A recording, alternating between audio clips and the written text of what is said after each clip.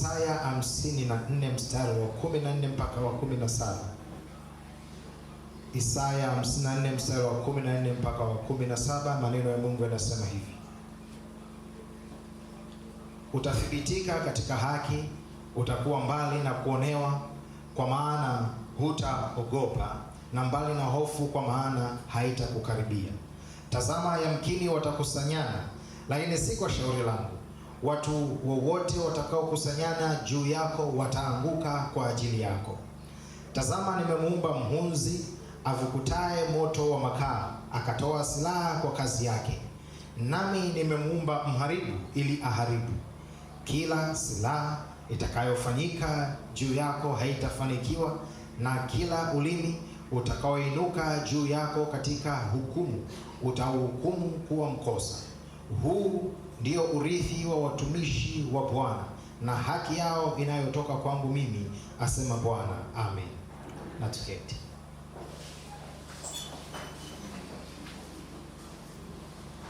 Haleluya. Haleluya, kanisa la Bwana. Bwana asifiwe. Amen.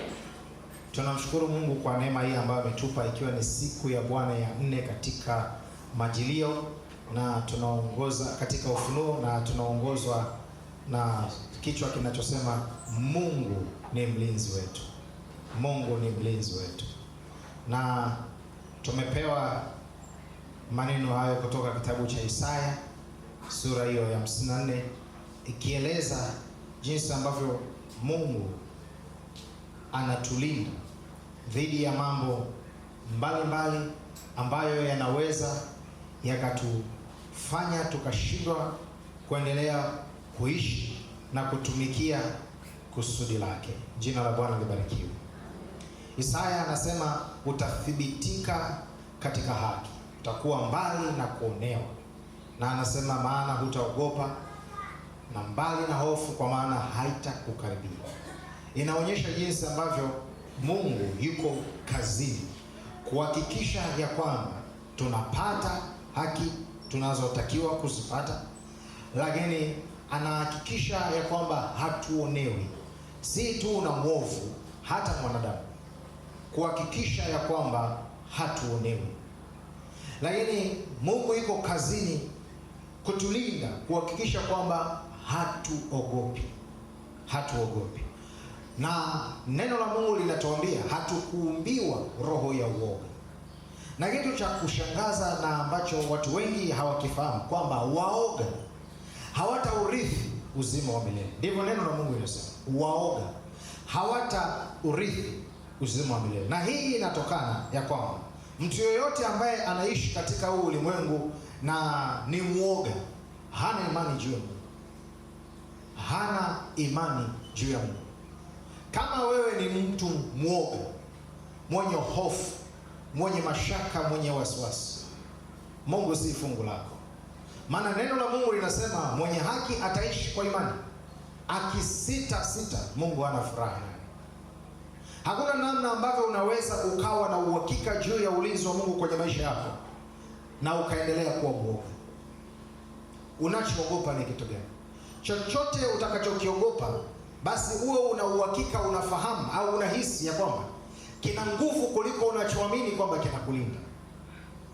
Kama Mungu ni mlinzi wako, irizi yani, kama Mungu ni mlinzi wako, bodyguard kama Diamond, wanini tembea na bodyguard kama Harmonize. Kama Mungu ni mlinzi wako, silaha ya nini? Kama unaamini Mungu anakulinda na unaamini Mungu anakutunza, hofu dhidi ya uchawi inatoka wapi? Kinachofanya ulale na mfupa wa nguruwe ni nini? Kama Mungu ni mlinzi wako. Haleluya. Kama unaamini Mungu ni mlinzi wako, chumvi za mawe, mafuta, vitambaa unapaka kwenye miimo ya milango, kwenye vizingiti, kwenye pembe zote 4 za kitanda, na kwenye uvunguni unanyunyuzia huko, unachukua na spray, sijui ni maji, sijui ni kitu gani, unapuliza bafuni, mpaka kwenye toilet yako unafikiri labda vinatokeaga huko. Vya nini? Ukiona mtu anaishi maisha hayo, Mungu si mlinzi kwake. Hana imani juu ya Mungu, hafahamu kwamba Mungu anaweza akamlinda dhidi ya adui yoyote. Kinachokufanya uende kazini na wasiwasi na mashaka na hofu ni kitu gani? Ni hujui kazi? Ni unamwogopa bosi? Hiyo ofisi na wachawi wengi? Kitu gani kinakufanya ukae ofisini huna amani? Wako watu wengine ambao wanaweza wakapewa ofisi mpya na akataka furniture mpya, akiamini furniture alizozikuta zinaweza zikawa na kitu fulani, na anaweza akabadilisha na shida ikabaki pale pale. Huyo ni mwoga, haamini ya kwamba Mungu ni mlinzi wake. Haamini kwamba Mungu ni mlinzi wake. Jina la Bwana libarikiwe. Leo tumepewa neno linalosema Mungu ni mlinzi wetu, na anasema silaha zitakazofanyika kwa ajili yetu hazitafanikiwa, na ulimi wowote utakaotuhukumu au utakaofanya vita ya kimaneno dhidi yetu hautafanikiwa. In fact, anasema tutauhukumu huo ulimi ukiwa mkosa, yaani tutauambia huo ulimi umekosea. Unapata shida gani ya kulala? Kwa sababu umeambiwa utaona. Kama Mungu ni mlinzi wako, neno la Mungu linakwambia huo ulimi uliokuambia utaona, uhukumu kuwa mkosa kwa kuuambia utaona wewe. Haleluya. Lakini mtu anaweza akatamkiwa maneno, akanyong'onyea, akapata hofu, akapata shida, akakesha kabisa, hakuna kulala, anakaribia kulala karibu na alfajiri, akijua sasa hivi ndio muda wao wafanyi tena kazi, saa 10 sasa hivi wanakuwa wameenda kulala na wao. Ni mwoga, hamwamini Mungu, haamini juu ya ulinzi wa Mungu. Ufahamu wake juu ya Mungu kumlinda ni kidogo, lakini pia hafahamu kwa nini Mungu anamlinda. Neno la Mungu linasema kuishi kwetu sisi ni Kristo, kufa ni faida. Yatufaa sisi kufa, ni faida yetu sisi kufa, sio kuishi. Hatuishi kwa ajili yetu, tunaishi kwa ajili ya Kristo.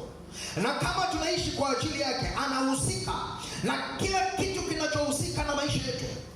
Anahakikisha kwamba tunaishi, tunakwenda na tunakuwa na uhai, na chochote kinachotaka kuingilia kati ili kusudi la Mungu kwenye maisha yetu lisifanikiwe, yeye yuko kwa ajili ya kuzuia. Kwa nini? Ana haja na kila mmoja anaishi. Haleluya. Maana tafsiri ni nyepesi, hata kama umwamini Kristo, hauishi kwa maisha yako. Wewe umepewa tu muda mchache, wanakutazama tu, enda yako, wanakuangalia tu, enda yako. Saa ikifika utakuwa kama Yerusalemu, jinsi ambavyo Yesu aliulilia, kwa maana haukujua saa ya kujiliwa kwake. Haleluya. Haleluya. Wakati natafakari haya maneno, nilijiuliza maswali yafuatayo. Kwa nini Mungu anasema Mungu ni mlinzi wetu? Kwa nini? Kwa nini Mungu ndo awe mlinzi? Jambo la kwanza, kama unaandika andika.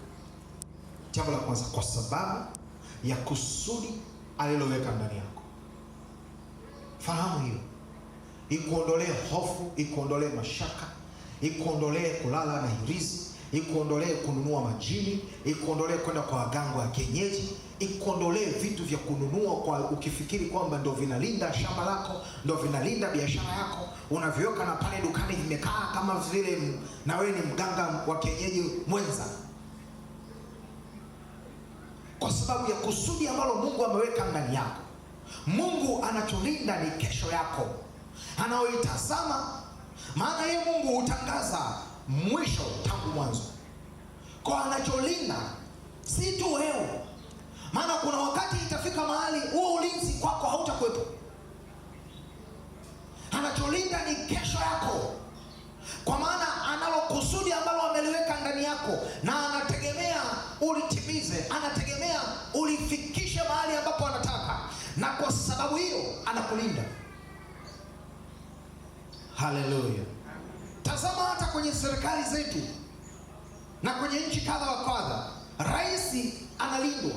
Kinacholindwa pale sio jina la rais, kwa maana ya jina lake. Kama mimi ningekuwa ni rais wa nchi, au kama alivyo Mama Samia ni rais wa nchi, kinacholindwa pale sio Samia Suluhu Hassan. Kinacholindwa pale ni jina la urais, ni nafasi ya urais, ni kiti cha urais. Na ndio maana akiondoka kwenye ile nafasi, akistaafu, akimaliza muda wake, ulinzi wake hauwezi ukafanana sawa na mtu atakaye keti kwenye kile kiti. Kwa kinacholindwa ni kusudi la urais. Halindwi mtu, kinalindwa kiti. Na Mungu halindi kwa sababu ya jina lako ulilonalo la Kikristo. Hakulindi kwa sababu wewe ni mrefu, hakulindi kwa sababu wewe ni mfupi. Analinda kusudi aliloweka ndani yako, kwa maana anataka alitimize, ili yeye ajulikane kwamba ni Bwana juu ya mabwana na ni yote katika yote. Halindi kitu kingine, analinda kusudi aliloweka ndani yako. Lakini kitu cha ajabu, Wakristo wengi hawajui hata kwa nini wanaishi kwa dunia. Hawajui hata kwa nini wameumbwa. Kusudi ni sababu ya kitu kuwepo.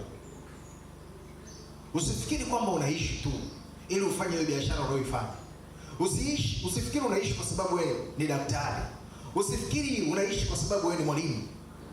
Liko kusudi na ni muhimu ulifahamu. Kwalo hilo ndilo linalosababisha Mungu kukulinda, ndilo linalosababisha Mungu kukutunza, ndilo linalosababisha Mungu kuachilia malaika wake kwa ajili yako, kukupa neno la maarifa litakalokupa kutembea mwaka mzima. Kusudi ili shetani asije akaingia hapo akakuvuruga ukatoka nje ya kusudi la Bwana.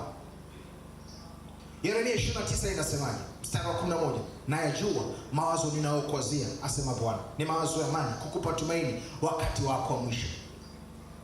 Kile ambacho Mungu anakuwazia, kile ambacho Mungu anafikiri kuhusu wewe, ndicho kinachomfanya Mungu akulinde. Lakini jambo la pili, ndiye anayejua vita inayopiganwa juu yako. Ndiye anayejua vita inayopiganwa juu yako. Na si tu hivyo, na matumizi ya silaha zinazotumika kukupiga. Tunafahamu kabisa adui yetu ni shetani, na yuko katika ulimwengu roho, ulimwengu usioonekana. Kama jinsi ambavyo Mungu yuko katika ulimwengu roho, ulimwengu usioonekana, lakini tunaamini yupo. Sawa sawa na neno la Mungu kwenye Waebrania 11:6 inasema, kila amwendeaye Mungu lazima aamini ya kwamba yupo, naye huwapa thawabu wamtafutao.